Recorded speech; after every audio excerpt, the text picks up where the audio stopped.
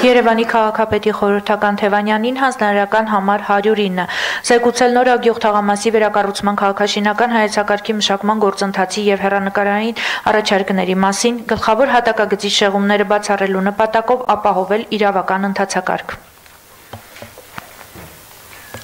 Հարգելի պարոն քաղաքապետ, նոր Ագյուղի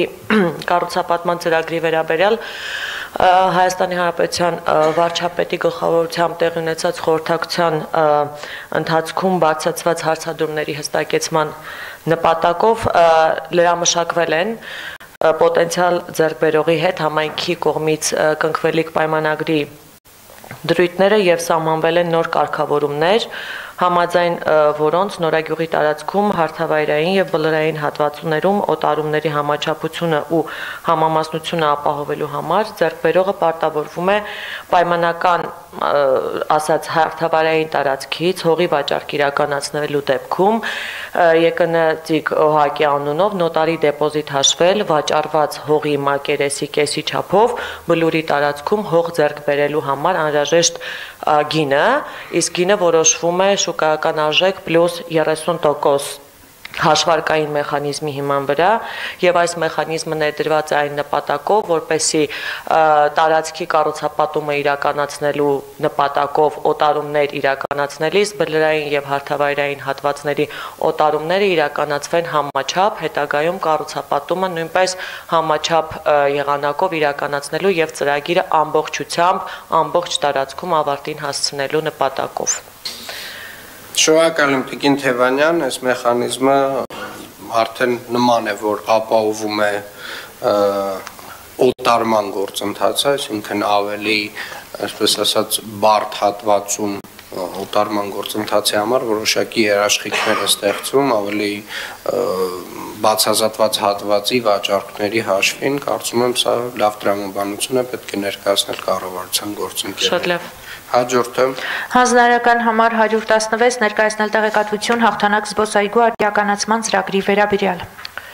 Հարգելի պարոն քաղաքապետ, հաղթանակ զբոսայգու արտիականացման ծրագրի հետ կապված վերջերս ձեր գլխավորությամբ տեղի ունեցած քննարկման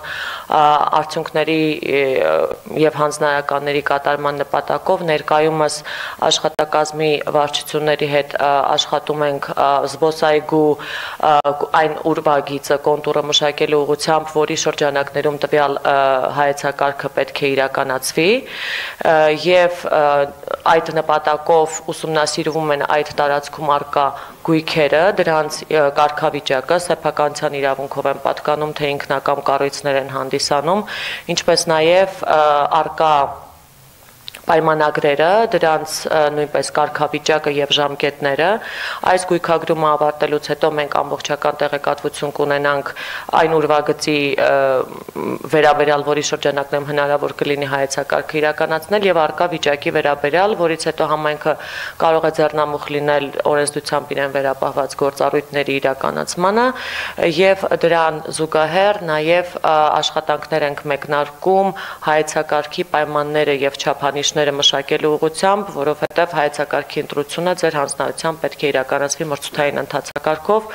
եւ դրա երկու աշխատանքները իրականացնում ենք զուգահեռ, որպեսզի ավարտին կարողանանք արդեն հայտարարել մրցույթ։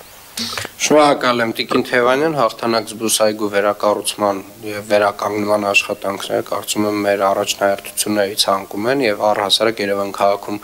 այգիների վերականգնման ծրագրի կարևոր մաս են եւ հաղթանակ զբոսայգին արդեն շատ երկար տարիներ է ոչ այնքան բարվոք վիճակում է գտնվում եւ մեզ պետք է ստանալ ամբողջական նորարարական